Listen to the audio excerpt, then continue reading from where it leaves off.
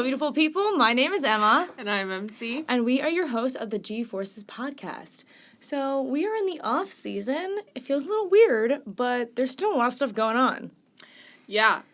For those that... Like, literally today. Yeah. Well, as we're filming, as you're listening, I'm sure there's going to be a continuous fallout. Yes. But for those that haven't seen, Susie Wolf and Toto Wolf are currently being investigated by the FIA because they're married, and married people talk. And apparently, team principals are not happy that married people talk, because they're super secret info. But, like, also they might not be talking. They just happen to be married and also have powerful positions in the sport. Yeah. I think it's a wild goose chase. I honestly think that if people are going to invest Susie, there are other people that are at the top of my list to be investigated. Yes. Yeah, so I don't know. I just think, you know what, it's a wolf in sheep's clothing. Haha. Haha. Did you not realize? No. I think that the FIA could do a lot of self-reflection in this off season, in this time of change. I think that there's some deeper issues within the organization, and I don't think... the FIA is like a person who's never been to therapy. I think the FIA is just like any other organization, Yeah, like FIFA. I was just comparing it to like a real-life human. Yeah. There's just like a lot of men. Yeah, and Susie is the queen. Yeah, but... So yeah, definitely keep up and follow us along on that. I'm sure we'll probably have more videos and comments out. Yes, I've already gone a little crazy on TikTok. Yeah, and then in other happier news, Logan Sargent, well, happier for some, I guess not for others, Logan Sargent has been confirmed for the 2024 season. Yeah, I'm excited about it. I think it's good that they're giving him another year to prove himself, especially since they were the ones to pull him up a little bit early. So I'm excited to see what he can do. I think it'll be better. Fingers crossed it'll be better. He's got a whole winter to prepare. Yeah. I don't know. We'll see. I put a lot of faith into him this past season, and I think I'm going to be a little cautious because I don't know. Yeah. I feel that. But I think that's really all the main news, honestly. Yeah, I mean, other than that, we're just going, we're more productive on weekends now, which is great. Yeah, we got, a lot done, which is not normal for us, because normally we're stuck in the house watching races. Yeah. Which I'm not complaining about. I enjoy quite a bit. Yeah. But on another note... My friend of the podcast. Yes, friend of the pod, Lizzie. Also just, friend of, me. Emma. Of her life. For my birthday, that happened in November, she got me a hat, a podcast hat. So it's a green hat, like our colors. And then the G-Forces is in pink, if you're not watching, if you're just listening to us. But... I just wanted to show you guys because I thought it was so cute. It's the first kind of merch that it's not like it's on sale or anything, but it's the first kind of merch that we have, and this just confirmed that our merch could be so freaking cute. I love it. It's fantastic. Lizzie. And I'm in my baseball cap era because we also just bought a bunch of, New Era Cap, which is the company that does a bunch of the hats for the teams. Yeah, Emma was wearing an Alpine hat, and she got asked by a guy who her favorite Alpine driver was, and she goes, "No, sorry, I'm a McLaren fan. They were just having a sale." And the guy just, completely wrote her off, and I was like, Emma, that, you should have given him, well, here's my take on Esteban, and here's why, Pierre, Imagine I'd been my favorite Alpine driver is Jack Doohan. Not wrong. Yeah. Even though he's the reserve driver. Anyways, this has been quite a long intro for us. Mm-hmm. Since it is the off-season and we don't have any F1 to watch, unfortunately, we are trying to learn a bit more about different kinds of motorsport, different series within motorsport, And I, over this last week, watched 100 Days to Indy, which is essentially Drive to Survive for IndyCar. And you can watch it on the CW. And there's only 6 episodes, so it's a pretty quick watch. But it's for the 2023 season. Yeah, so... Up until the 2023 Indy. Yeah, the Indy 500. And so it covers like a couple of weeks up until the Indy 500 for the 2023 season. 100 days. Oh, yeah. It covers 100 days. 100 days. It covers 3 months. 100 days. Anyways. Didn't put that math together. But I really enjoyed it. IndyCar seems actually very different from F1, and the environment for the drivers feels very different. The accessibility of fans to drivers, wild compared to F1. Like, F1, it feels like they've got the Secret Service around them, where in IndyCar, it feels like it's like, you're on your own, have a great time. Watching the show. I mean, even, you can also see the financial difference between the sports and how much money is involved in F1 compared to IndyCar. And it's not like IndyCar is like a poor sport. IndyCar is so much money, but F1 is just insane. I think it's just a different vibe. Culture. It's a different culture. I think that there is a very American approach to motorsports. Yeah. And I think we've watched F1, which is still very, very European. Yes. And so I think that you're seeing very big similarity. I mean, we didn't grow up watching NASCAR. We still have, I know nothing about NASCAR. And so I'm sure NASCAR is similar to, like, the vibe, the experience is going to be a similar, you know, it's not going to be what you're going to get at the Monaco Grand Prix. Yeah, you know? yeah. But I think it's still interesting. I feel like the episodes of 100 Days to Indy, it seems like there's a bit more action going on in IndyCar than there was in F1 last season. Well, and even throughout, like, all of the history, I mean, the Indy 500 was something that a bunch of, like, our past drivers that we've gone over have been involved in. Yeah, Fernando did it twice. You know, there have been F1 drivers who have a ton have come to IndyCar. Yeah, currently. And so I think that there's a lot of crossover, and I also think it's something that for our American listeners, it's a lot more accessible. Yeah, you can watch it on, like, CBS or NBC or something. Well, you not don't only have to that, pay extra. You know, you don't have to travel to Europe. You don't have to spend thousands of dollars. Well, like, I'm pretty sure the races are not too expensive to actually go to compared to an F1 race where, like, GA at COTA for the weekend was, like, several $100s, where I think GA for Nashville IndyCar here was, like, $150 or, like, $180. Yeah. And for me, when I looked at those prices last year, when I didn't watch IndyCar, I was like, don't really want to go because that's a lot of money for me for just, like, something casual that I don't really watch. But now I plan on watching IndyCar this upcoming season after learning about it. Well, and especially because the Nashville, is it a Grand Prix? It's, the Music City Grand Prix. Like, it's in our backyard. Like, why wouldn't we want it? And that's the final race of the season. Like, why wouldn't we want to pay attention to something? Yeah. You know, and that's what I think I'm trying to say is, like, you know, it's very American when you watch it, but also there are so many overlaps and similarities with the drivers. Like, if there's someone you really liked that, you know, used to be an F1, check out. They might be an IndyCar. Yeah.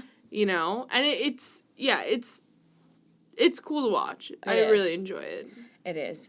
Well, let's get into it because we have a lot to talk about because we're going to go over, Mary Catherine's going to go over the history of IndyCar, and apparently she has 6 pages of notes, which is the most I think she's ever had for anything. Apparently IndyCar is very, very old. And then I'm going to go over, like, modern day IndyCar and, like, the structure of a race weekend and just some basics, need-to-knows, stuff like that. Please, for those listening, just know that this is like our first 2 days episodes of with research. We are still new to the sport, so we're going to try to get everything as clear and concise as possible, but just know we're still learning the sport. It's day 2 of looking into IndyCar at all, so bear with us as We've never watched an actual IndyCar race, so we're just going based off of research right now, and I think it'll be interesting to see what we know now about IndyCar, and then after we watch a full season of IndyCar, the differences and how, like, we come out of that. Oh, yeah. Like, we're going to know so much more. I mean, even from the beginning of the podcast to the end of the 2023 season of F1, we came out of it knowing so much more. Growth. So, bear with us, and if we are incorrect about something, please let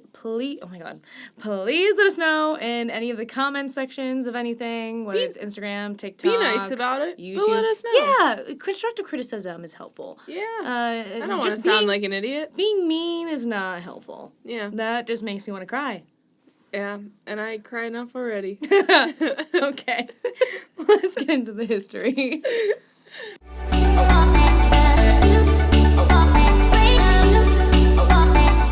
Alrighty, guys. So, IndyCar racing, aka American Open Wheel Racing. So, there have been 5 governing bodies in charge since the debut of IndyCar. So, when I say governing bodies, think like FIA and Formula One. This is just kind of who's been in charge. Emma has 6 pages of notes. For those listening, like, don't yawn, don't roll your eyes. It's not going to be that long. It's just like, these organizations are so drama-filled. Like, that's honestly what it is. Like, I know. There's no been one a bunch can have of a proper conversation these days. Yeah.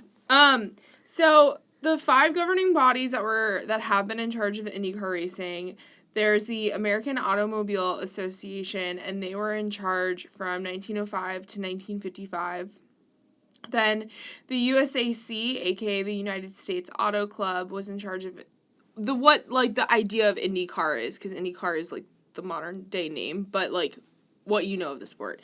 So the USAC, aka the United States Auto Club, was in charge of the sport from 1956 to 1997. CART, aka Championship Auto Racing Teams, were in charge from 1979 to 2003. There is a bit of overlap, and we'll get into that drama. They liked breakups in this sport. Champ Car existed, and it was just a blip on the radar, and that was from 2004 to 2007. And then what we know today as modern day IndyCar has been in charge from 1996 to the current day sport.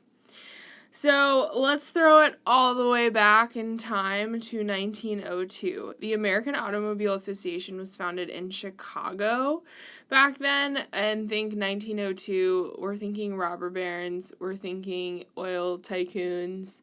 Meet me in St. Louis. Meet me in St. Louis. For those that don't know, Judy, go watch. I would hope you know. It's the debut of one of the greatest Christmas songs of all time. But anyways. Okay, we digress. So 1904 saw the first board-sanctioned race. So what we deem, the modern day racing. And you're about to chuckle. So the first race that the American Automobile Association ever threw, officially, was the 1904 Vanderbilt Cup held on Long Island. Do you know where on Long Island? Okay, so I Googled it because I was like, hey, that's around our neighborhood. Those are our streets. Yeah. It was held on 30 miles of local streets. And it was just a bunch of really rich people. I feel like that has to be where we grew up. 100%. Yeah. I mean, it said throughout the streets of Nassau County, so I would assume, Vanderbilt, thinking of where all of the mansions and estates are on the island, it's going to be North Shore. Yeah, because when you get further out east, back in that time, it was just farms. So that's really cool, actually. So I thought that was really cool. Throw back to, where we grew up. But 1905 saw the first attempt at, what the modern day championship, all of these are relative terms because it's over 100 years ago, so just, use your imagination. The National Motor Car Championship was the first in the States to use a point system to determine who the champion is. They did it for 1905 and then just, didn't really ever pick it up after that. So from 1906 to 1915, the American Automobile Association, or the AAA, didn't have a champion. But there was an automobile journal at the time called Motor Age that basically published, who the top drivers were. And those are, deemed, pseudo-champions, throughout history. So, they're just accepted. So, World War I saw the suspension of all championships, understandably. We're in a freaking war, people. No one driving is not the priority. From 1921 to 1940, the AAA, I keep wanting to call them AAA, but I feel like that's too baseball-y. The AAA held regular national championships, so they kind of got themselves into a groove, which we love to see. And then up again, 1940, in another war, championships were suspended. They weren't restarted until 1946, and I'm assuming it's just because, the world's trying to World patch. War II. Yeah, well, I know that, but I'm assuming, it didn't start in 1945, it started in 46 because, yeah, whatever. I was going on a tangent and then lost it because, yeah. Championships were suspended, and then it restarted in 1946, and the AAA AAA went until 1955. The AAA pulled out of racing completely, citing the 1955 Le Mans disaster, which we've talked about before. That's the one that killed over 80 people, including the driver, and injured 120 spectators. And then the death of Bill Volkovich in the 1955 Indy 500, which I believe also took out a few spectators. And that was a pretty big, it was a big year. So I think they kind of removed themselves from the game in terms of contests. I think they still existed, but they were done with being the ones who ran championships and racing. So because of this, a temporary emergency committee was formed, resulting in what we know as the United States Auto Club. So the USAC was involved in IndyCar from 1956 to 1997. So when the AAA was disbanded, there were talks of NASCAR being involved, but because NASCAR at this point, 1950s, you're seeing motorsport is getting bigger, NASCAR is getting a bigger vibe. During the 1950, was it 1950 that was the first world championship year of F1? So I believe so, yeah. Across the world, motorsport's becoming bigger and more official. Yeah.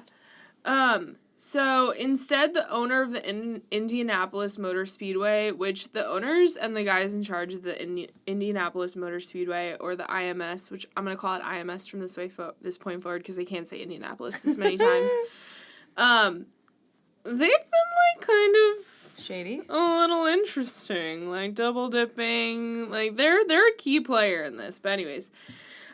Instead, the owner of the IMS formed USAC, instead of having the NASCAR be involved. So they just, did their thing. There weren't really any problems. They successfully just took over. And then shit hits the fan again. Of course. It's actually, I don't want to sound like an asshole because it's actually, quite sad. I delivered that in an asshole tone, and I didn't mean to, so I apologize for those listening.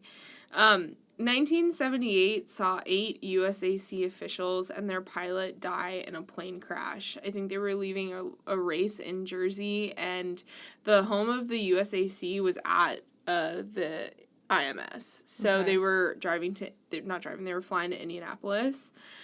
At this time, there was grumblings of teams demanding a change, and, reading this online, 50 plus years after the fact, you're getting, blurred history. Yeah. So there were a lot of comments online basically being the crash because it was 8 officials, 8, people in charge. Theory people. There's conspiracies of this is what caused the change, or people used this as leverage, this plane crash.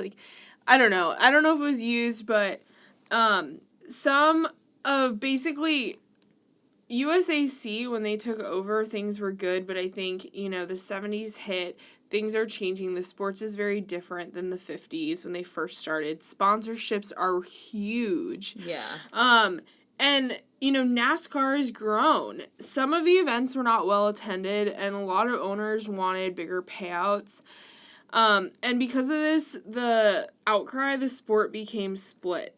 So car owners band together and formed what is known as CART in 1978.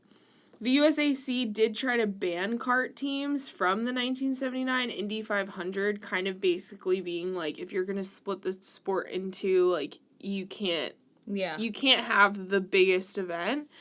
But it went to court, and USAC lost. The president of the Indianapolis Speedway stepped in again to form the Championship Racing League, otherwise known as CRL, to literally keep the peace, because USAC and CART just, like, petty. Like, they just continue to fight throughout the years. The two organizations obviously had growing pains, boycotting each other, but eventually found a happy medium. And USAC continued to sanction over the Indy 500 with no other championship races. So basically the deal was like, hey, you can be in charge of Indy, but, like, you can't be in charge of, like, the championship anymore. Okay. And CART included the Indy 500 in their schedule because a lot of teams did go to CART. Like, a lot of teams went to CART. Yeah. USAC continued to sanction the Indy 500 until 1997 when the Indy Racing League would enter the field. So that split happens in the 70s, so I want to reverse time and go back. So as discussed, CART was a product of a lot of upheaval from the teams. So at this point, there's two governing bodies, the team splits. A lot of the issues with USAC, like I said, revolved around sponsorship issues, and USAC actually lost a Marlboro sponsorship in 1971. That was, like, huge losses of money. Yeah, and I think they just, like, they were not organized. Like, sounds like USAC just wasn't, so that's why CART was created. 1978, Dan Gurney, who is, like, a huge, like, apparently there's some, like, big paper that he wrote trying to create IndyCar into more of, like, a Formula One vibe. Roger, is it Penske or Penske? Penske, Pat Patrick, and other team owners appealed to USAC to create CART, basically asking for more involvement and leadership. So, like, they didn't want to separate from USAC, like, at all, but basically, USAC didn't give CART, like, any leeway, and CART was like, okay, fine, we're splitting. And then CART held their first race on March 11th, 1979. Attempts were made in 1980 to jointly sanction, but USAC pulled out after 5 races, and by 1981, USAC only sanctioned the Indy 500. So, like, they attempted to, like, make amends back in 1980, but obviously couldn't. 1983 saw USAC allow CART to have the Indy 500 on their championship schedule, thus allowing them to earn points. And then USAC had a lot of oval courses, but CART began to move into more, like, road racing as well. And so, like, you just see kind of, like, the differences in the sport. And then another thing was CART introduced a more stable schedule, appeared to be bringing in more revenue and sponsorships, and honestly was just gaining more attention and traction. So in 1988, CART joins ACUS, or ACCUS, which is known as the Automobile Competition Committee for the U.S., and they're basically the American liaison for the FIA. So this is when, like, basically this is, like, the first time on an international level that we're, like, recognized in the Federation of Automobile Sports. Okay. And then this brought an influx of international drivers because now that we're finally, like, recognized, I believe this, like, put more points towards people's, like, certain licenses and things like that. Well, yeah, because IndyCar is a part of the super license points now. And so you saw, like, CART over USAC just, like, gaining this, like, traction. Okay, yeah, because nowadays, I don't know if you've ever noticed, but on the back of F1 drivers, on the back of their race suit, on, like, the collar, it has, like, an FIA. It almost is like it looks like a driver's license. It might be their super license number or something. Yeah. The IndyCar drivers have it on there too. But I don't think it's their super license. It might just be like your international competition license or whatever. Interesting. So because of them being recognized by the FIA, you see this influx of international drivers. There's more attention. I mean, they had some big names. Like, yeah. CART's biggest problem, honestly, was its governing structure, which I think is ironically a problem of a lot of these organizations. I think that the diversity in people's economics within the sport led to a lot of conflicts. So what you saw kind of with F1, where you have the top teams have You so have Red much Bull, money. and then you have Haas. And then, yeah, and so that kind of frustrated people. And then in 1989, Tony George, the then president of the Indianapolis Motor Speedway, and other big players began to use street circuits and foreign drivers as a deterrent for American drivers. So they were seeing American drivers stay more in the NASCAR lane and not approaching IndyCar in the late 80s because it was getting, like, influxed with all of these. Interesting. I wonder what's going to happen in our near future. Yeah, well, I mean, I just think that, like, I don't know, motorsport it's such a small pool, but, and that's also the other thing was, like, NASCAR in the late 80s, 90s, I mean, think about, like, NASCAR was, it's still huge, but it was, like, it was everywhere. Yeah, it was. CART, that was originally created as an advocacy group, was constantly accused of only caring about the rich teams, and so there was more and more just, like, strife. There was also concern about Tony George, who was in charge of IMS, who had the other organization, his control over the Indy 500, he has too many hands and too many pots. And then in 1992, CART rebranded as IndyCar and created a brand new board because there was so much upheaval about the power that some of the bigger players have. Yeah. And so their plan was to have a five election-based seats with voting rights. So that would be elected via the team owners. An IndyCar CEO that had no voting rights, and then Tony George, who had no voting rights. Okay. This board fell apart after 1 year. Oh, I thought this was going to sound... Okay. They canceled a race in the UK, made no changes to the schedule, and tried to... from what I read, they tried to shut out Japanese manufacturers. I need to do more research on that. I don't know if it was just the power that, Honda was having in the early 90s. That's if it true. was just, like, I don't know. Maybe it was a push to get more, like, American-based... I feel like they do try to do... I feel like American sports try to do that. Like, they try to keep it, like, make it America. Yeah, they try to push that stuff. In 1994, Tony George resigns.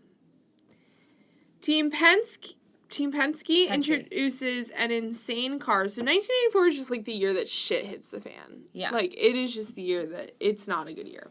Team Penske introduces an insane car with a Mercedes-Benz engine specific to the Indy 500 that year, and this just stemmed panic. Interesting. This stemmed panic throughout the entire, I don't want to call them a panic, but like through the entire grid, because another problem with CART was just like the costs just were increasing. Like, that was the problem, was the costs were insane. And so people were freaking out about the fact, like, oh my god, it's Mercedes-Benz. Then, because of this, IMS founded the Indy Racing League, which is known as the IRL, to help with these problems. IRL is cost-controlled, sanctioned by USAC, and only focused on American oval races, so they weren't focused on street races or road racing. To curb the complaints about the cost, Tony George announced that the entry for the 1996 Indy 500 would be different. So basically, you couldn't just, like, before you could just sign up. Yeah.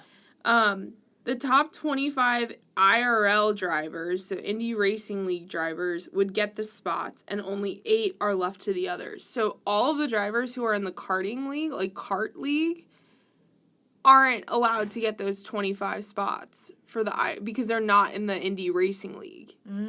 So it became what was known as the 25-8 rule. So, like, that entire league of drivers, those CART drivers, only are allowed to fight for 8 spots. Where every other, I think it's 33 spots, every other year those 33 spots were open up for grabs. So this is where you're just seeing the drama. And I'm sorry for those listening. I can tell that the timeline is very confusing.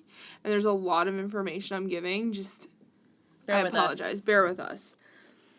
So known as the 25-8 rule, CART stated that they were essentially locked out and would not race, and then that's when Tony George said that CART was boycotting. CART held a rival showcase called the US 500, held at the Michigan International Speedway on the same exact day. Oh, that's funny. So basically being like, you're going to kick us out, we're going to do this.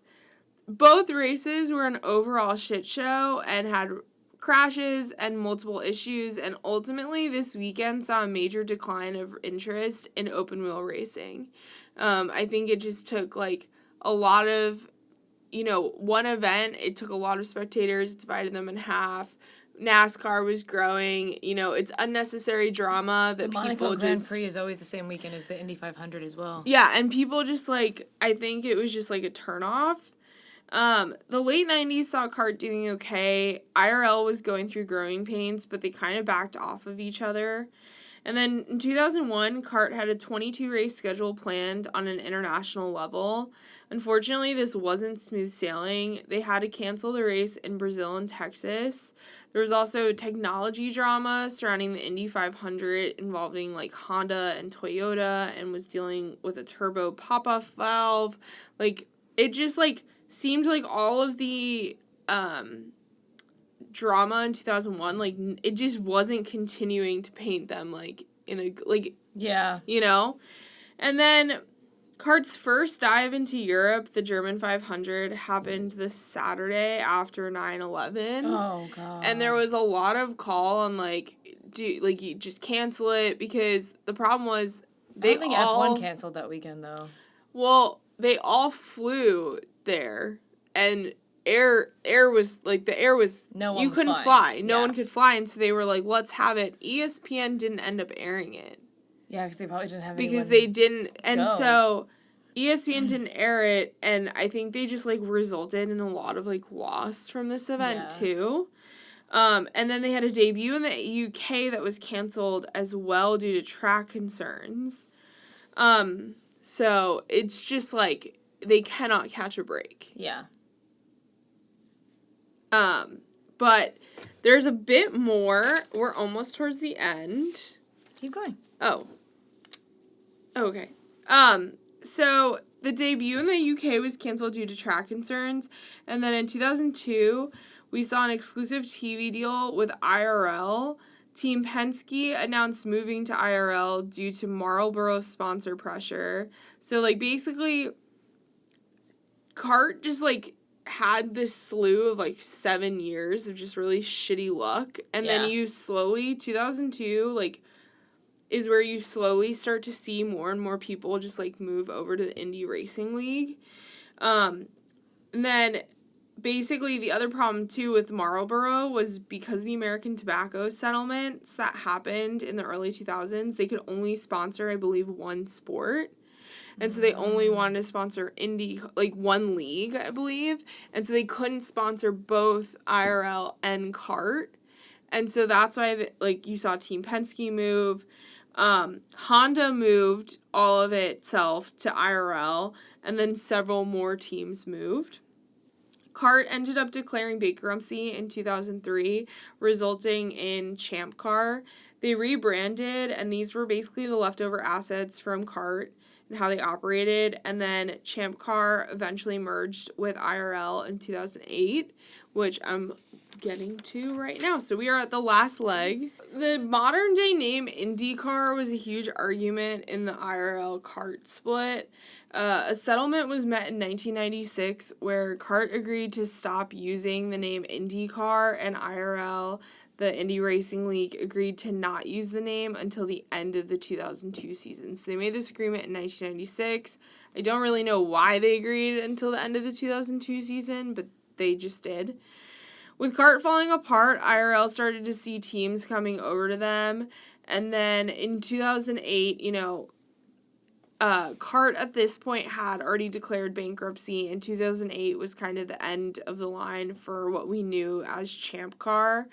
It was eventually absorbed into IRL, and we finally saw this split series that's been split for so many years finally reunited. So, like, not even that long ago that it was a two league series. I don't know, 2 series league. In February 2008, IRL founder and CEO Tony George, so he's still there, and the Champ Car owners unified the sport. The Champ Car World Series was suspended. So basically the changes that were made was Champ Car, all of their races except for one, the Long Beach Grand Prix, were just canceled, and most of the Champ Car teams moved over. There was agreements about equipment and things like that, just like minute details that I didn't think were important.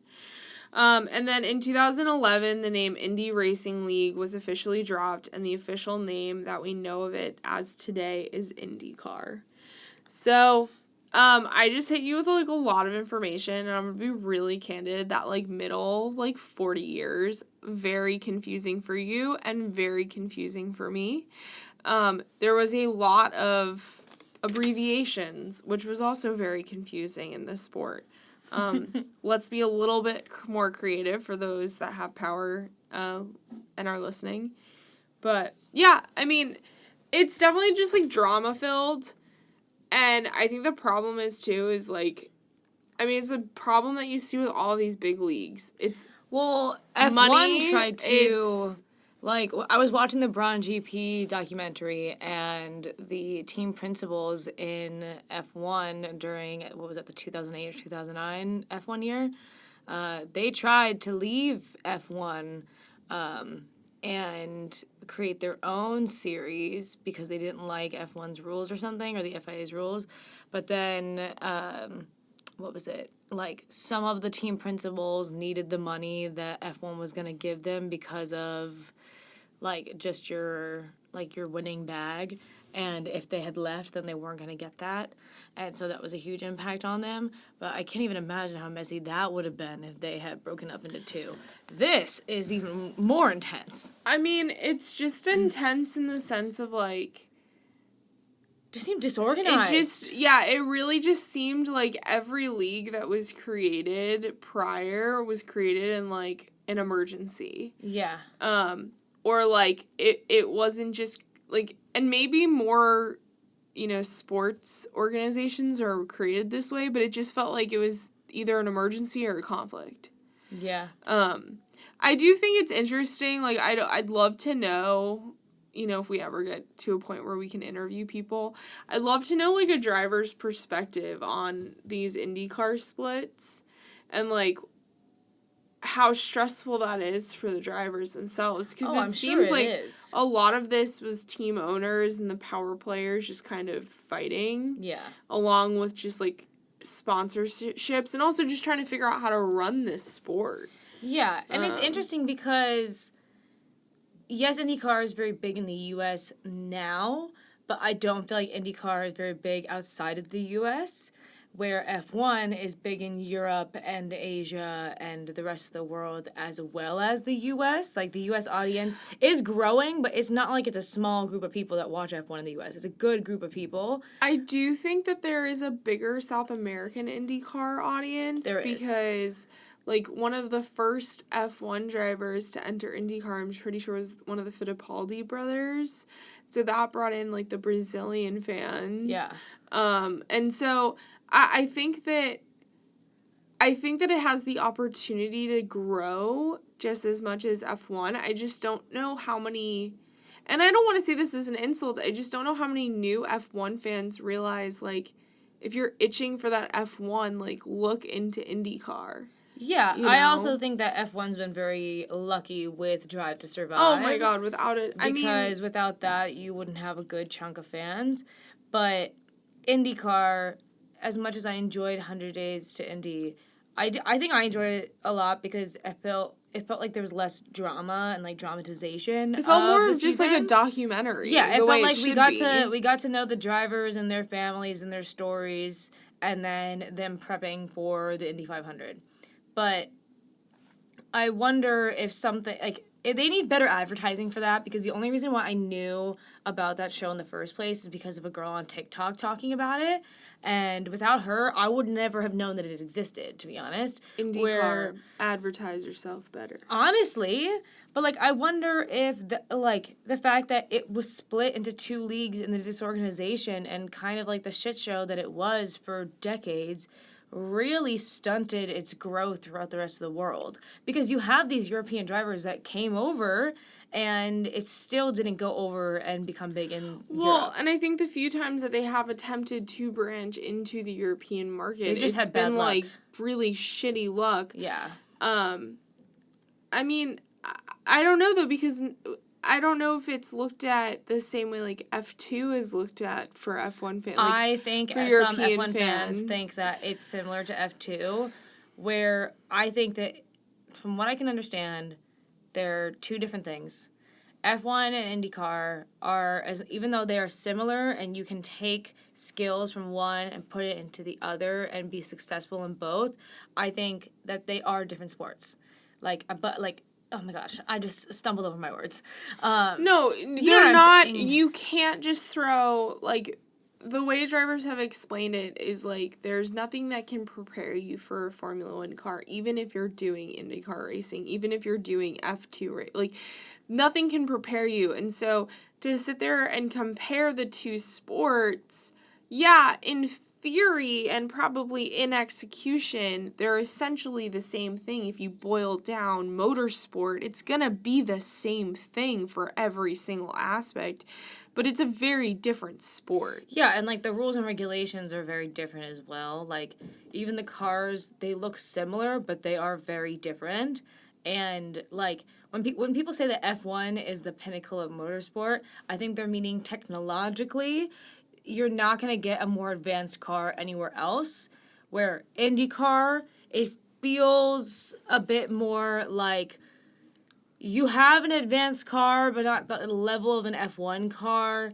But, like, the driver really has to shine. And, yeah, driver really has to shine in F1. But, like, if you don't have the best car, you're, as much as I love Alex Albon and what he did in the Williams, he was never going to win in that Williams this season, even though I tried to predict it. But in an IndyCar, there are things that have to be the same for everybody across the board.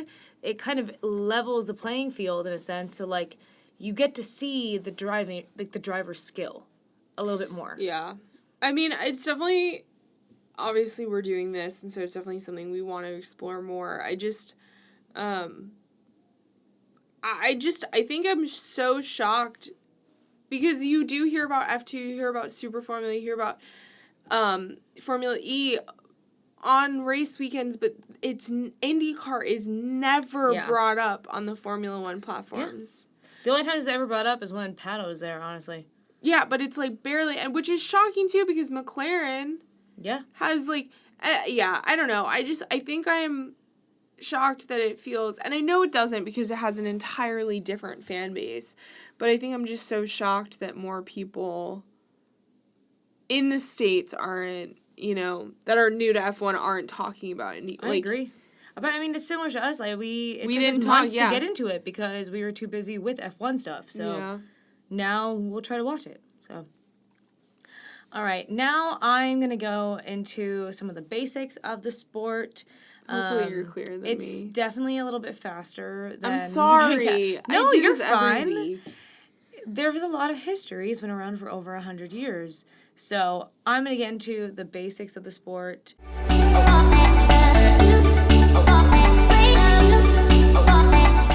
I learned a lot about how IndyCar, or I was about to say how F1 works. I would hope by now I know a decent amount how F1 works. Who knows?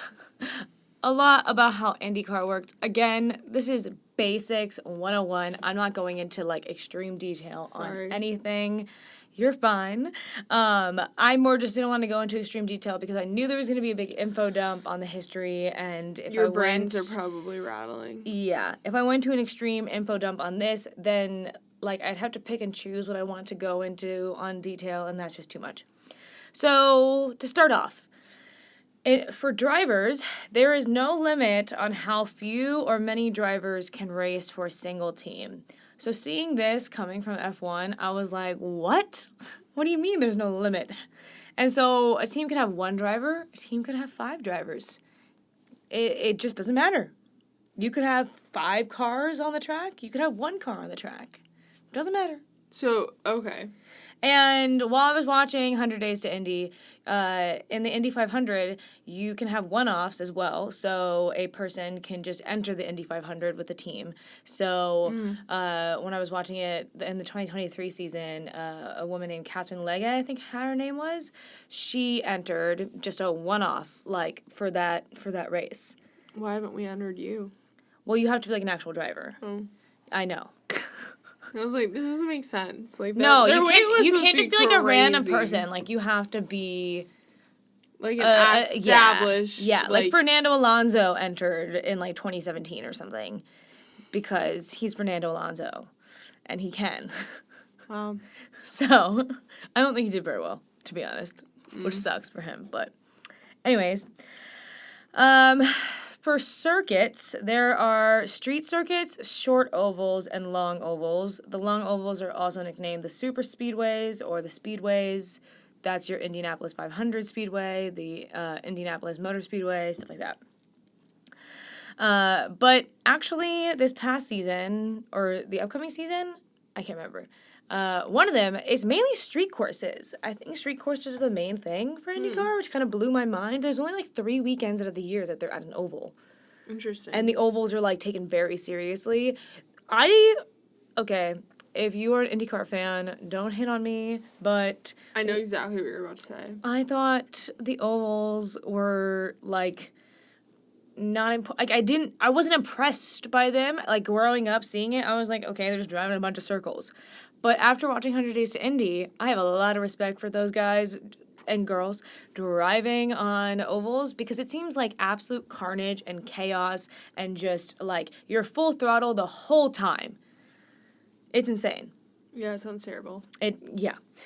So, for the chassis, everyone is required... I said that really weird. You said that really weird. I'm not going to say it again. The chassis. Yeah. Dallara is the exclusive chassis supplier. So, every single car has the same chassis, but, like, obviously the... like, outside of it looks different. The colors. The colors and, like, the brands and numbers and stuff, they all get to do that themselves.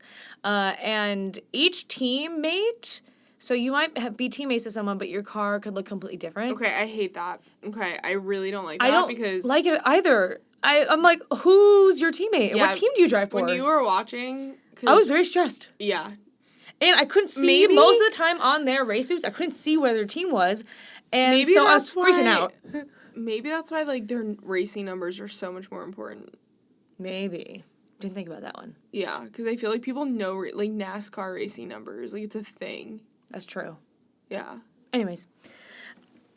But the chassis is made of carbon fiber, Kevlar, and other composites, apparently. They didn't go into much detail on that. Wow. So fancy. There are 2 engine suppliers, Chevrolet and Honda. I couldn't figure out how you decide which engine supplier that you get. I don't know if it's at, like, random, like, your team joins, like, you get Honda this year. Do you think maybe it's, like, F1 where they just get to make their own choices? That could be it, too. Yeah. But, like, what if one engine happened to be, like, significantly better than the other? Then wouldn't every team literally just choose that engine then? Yeah, but couldn't you say the same thing about, like, all the teams that buy their engines in F1? Yeah, but I think that I think it's a little different. Maybe it's, like, deals they sign. I would imagine it would be, like, a deal, like, oh, we're so-and-so's supplier for the next 3 years. Yeah, I don't know.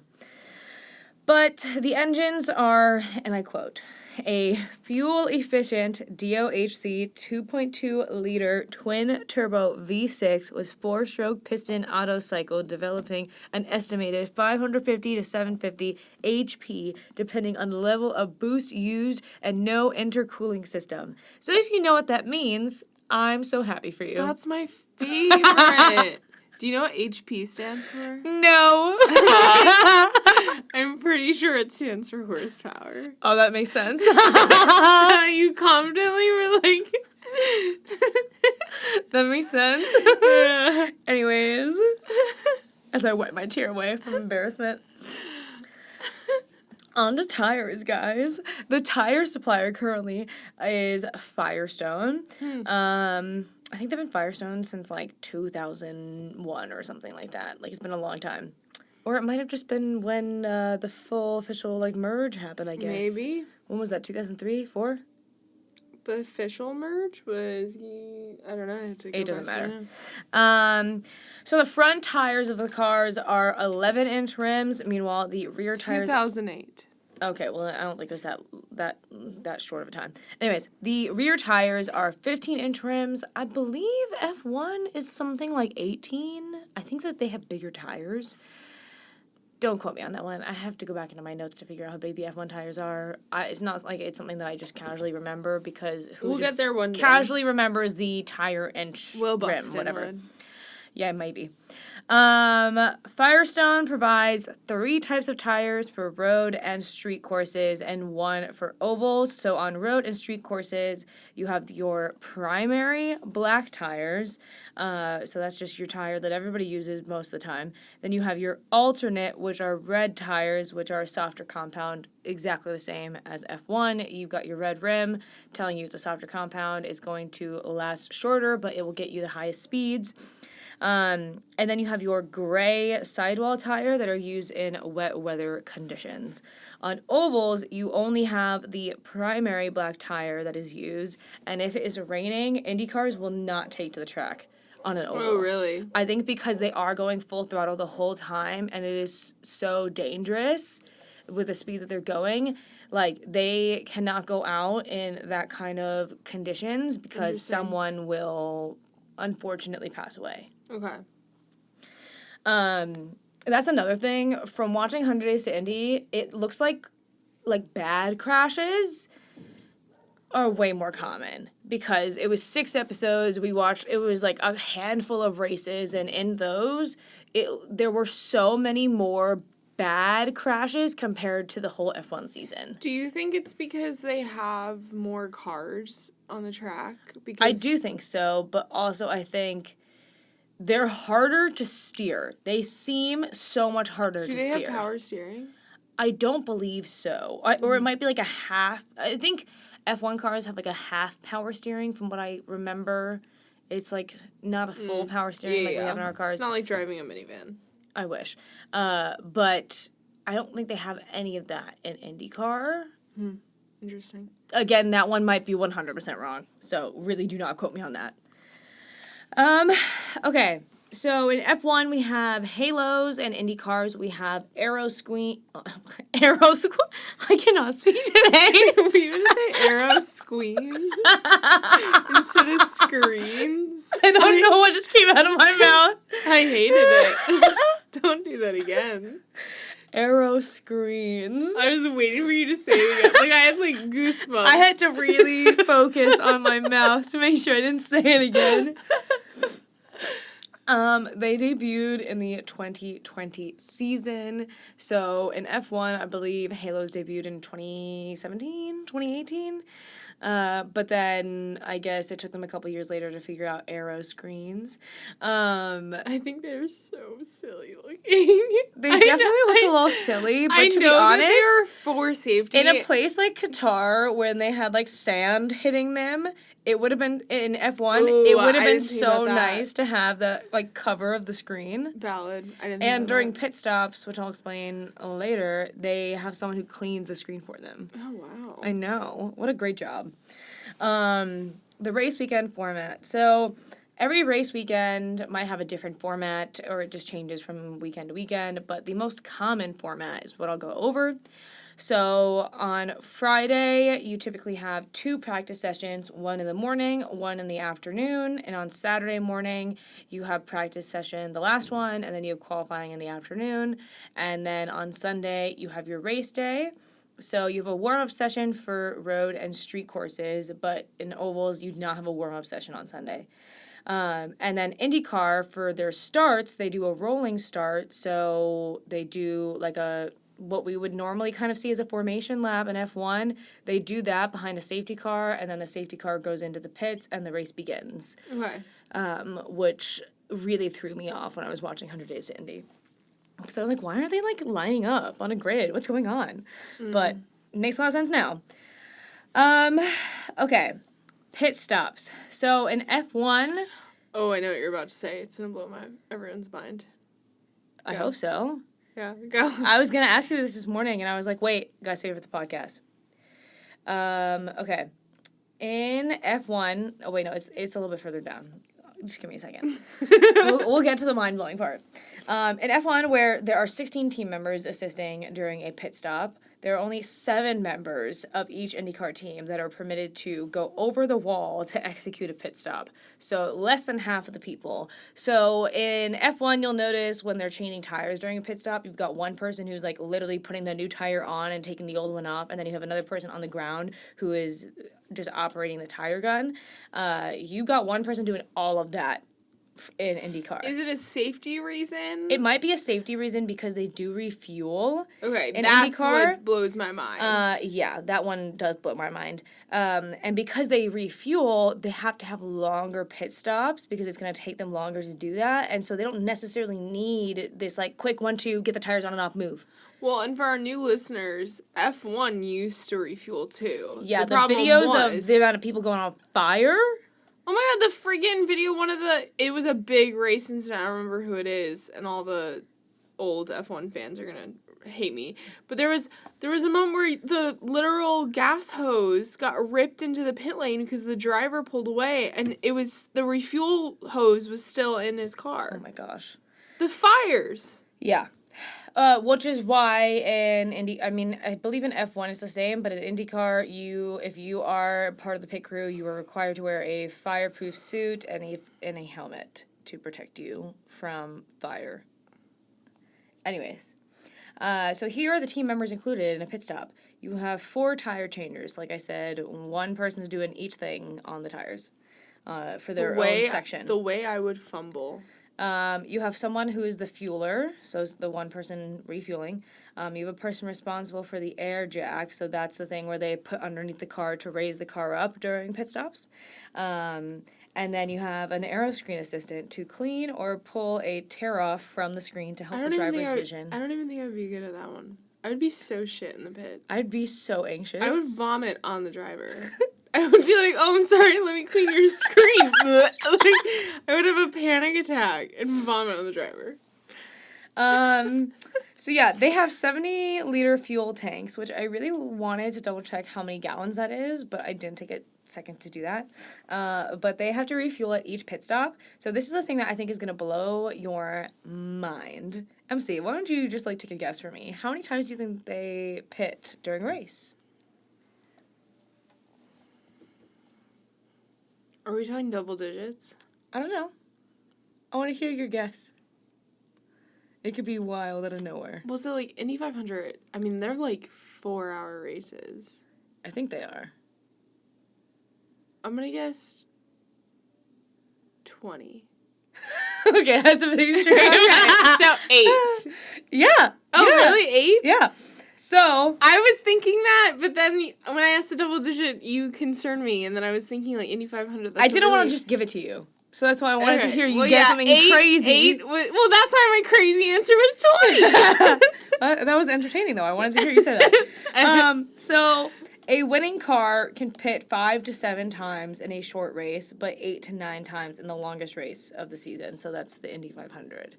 George Russell being let's make it a one-stop. I know. Damn, I could never. If Ferrari had an IndyCar team, they'd be done. They would be stuck in the pit forever. Oh.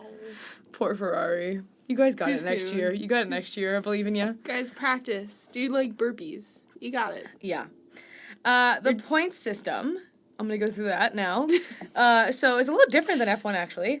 No, I don't know why I said that it's surprising. It would make sense. Yeah, I apologize for all of the IndyCar fans that are listening to this, and we're being surprisingly, we're just trying to compare it to F1 because that's what we know. It's the only thing we know-ish. Yeah. So, qualifying. On road and street courses, you have... Oh, wait, no, I'm not going over the... Wait, yes. Yes and no. in qualifying, let me just explain how you qualify in IndyCar, and then we get to the point system. So in road and street courses, it is the fastest qualifier, so same as F1, just whoever can get the fastest lap. Okay. I don't know if there's specific, like, Q1, Q2, Q3. Okay. It might just be the fastest person to get around. And then on ovals, it's the fastest average speed. So, like, for the Indy 500, it's whoever can put the fastest speed So, like, who's out. ever running, like, 300 miles? Like, Yeah. Oh. I know. It's wild. That's, like, weird. Yeah. Well, again, I'm sure It's not different. weird. It's different. Sorry, guys. And then the point system, the reason why I'm talking about that during qualifying is because in a traditional qualifying, you actually get 1 point if you are on pole position. Okay. So in F1, you don't get any points for pole. In qualifying in Indy, you do. I think that could benefit some people in F1 if they did that. Yeah. But anyways, you also get points for laps led in IndyCar. Ooh. So you get 1 point awarded to any driver who leads at least 1 lap during the race. I like that rule. Yeah, it makes it interesting. Yeah. Yeah, because you know how many, like, there would be a good amount of points out there for drivers, not just Max, from the F1 season if they did that. I think that F1 should take a little looky at this and take a gander. Yeah, I think we FIA. should introduce this one instead of, maybe take your time trying to figure out how to improve the sport with points instead of investigating Susie. Yeah. Anyways, you get 2 additional points if you are the driver who leads the most laps during a race, which is pretty cool. And then for race finish points, this is just very similar to F1, but I think that every car gets maybe points. I mean the top 28 cars get points, so I don't know how many cars are technically out on the track at all times. I just know I think the Indy 500 is 33. But I don't know if that's know. every race. Yeah. So the top 28 cars get points, Okay. which could make things interesting. Cool. So, yeah. And I did put in my notes I was going to go online and go through the drivers that were confirmed for next year, but this has already been a very long episode, so I think I'm probably going to skip over that. Let's just get into our final thoughts on everything.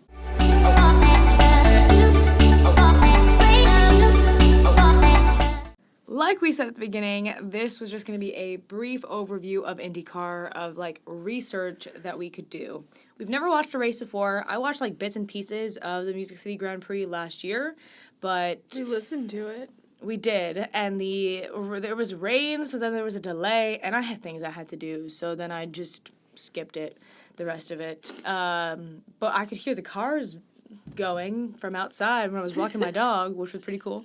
But we have never fully watched an IndyCar race, so we could be wrong about half of the things that we just said. I would hope not, because we both did a good amount of research, so I don't think that we're wrong about the things that we wrote down based on our research.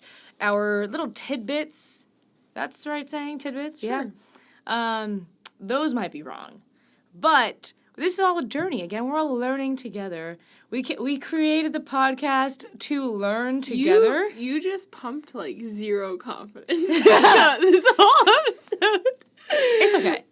I just want to reassure you guys that, like, if we happen to be wrong, we have tried our best. I was like, don't be me. We have full-time jobs on top of this, guys, and it's been a stressful couple of weeks, and we did all of our research over the last, like, 24 hours on top of work, and, like, it's just, we're trying to keep content for you guys. Emma, you don't have to I don't have to give you guys an explanation. Thank you for listening if you got to this point. And so, I think FC can't stop laughing, so we're probably going to end the episode here. My foot almost just knocked the whole laptop. We're not fully done. I would like to continue. Sorry for the chaos these last 2 minutes. But, again, this is a learning experience for all of us. And I am excited that we have this information now about IndyCar because I feel like watching a race weekend, I'm actually going to be like, oh, that's how it works. Because last year watching it, I was like, I don't get it. This doesn't make sense to me. But now we're good to go. Not fully good to go because I still don't know who half the people are. The only people I know are racing are the Arrow McLaren guys, just because I follow McLaren, because love McLaren. And then, like, Marcus Armstrong, Romain Grosjean, and Marcus Ericsson, just because Marcus Ericsson and Romain Grosjean were both F1 drivers. Well, I think the other thing, too, is it's going to be interesting to follow it while we follow F1 to see, drivers, the grid isn't going to stay the same. No. We are in an outlier of a year where the grid is not changing from the final 2023 race to the first 2024 race. And but so there's I think 13 or 14 contracts up during silly season for F1. Yeah, and so I'm curious to see the crossover, which I think we're definitely going to get. If not from F1, the F2 drivers. Yeah. So I think the introductions really... I think now's the time for anyone that's listening, to look into other motorsports that you're interested in.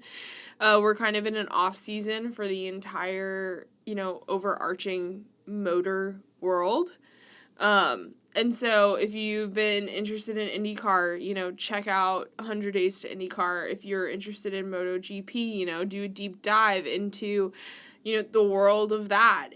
There's so much to look into. Even the endurance races that are wrapping up right now. Take this off season for Formula One and, find the offshoots of motorsport that, really intrigues you, that you like. Because they all have their little differences. And, there is overlap in some of the sports with drivers. So. Yeah. I'm excited to not only continue to follow IndyCar, but also to look into a few other 100% offshoots. So, well, our next episode might be a focus on another section of motorsport, or we might do an episode on a specific driver. We don't know. We haven't decided yet. It's a mystery. It'll probably be a last-minute thing that we spend the 24 hours before the episode preparing for. Yeah. But if you have a specific driver, like a not like... I'm sorry, I'm not doing an episode on Charles Leclerc. Yeah. Except Emma will listen to his music. Stop. Okay, disclaimer. Not disclaimer. I'm going to defend myself really quickly. His music is actually good and calming. He has, 3 or 4 songs, and somehow, I guess I don't listen to a lot of music. They made it onto my top 100 for the year. Did they make it to, your top? No. Top? No. I think I fell asleep listening to them one time. Mm-hmm. They're peaceful. I just get, At least it's not, my top 10, musical artists, because that would be bad. I don't know why, and I haven't listened to them, so... But I just get, Edward playing the piano to Bella. Oh, you just ruined it for me. I'm never going to be able to listen to his songs again. I'm sure they're really good. I did check. I work in music. His publishing, he's all squared away. Don't worry. I did check on his songs. But anyways, like we were saying, if you have a specific driver, historical, let us know if you want us to do a specific episode on that driver. If you have a type of motorsport that you really want to learn more about, let us know, and we will make sure to do an episode on that.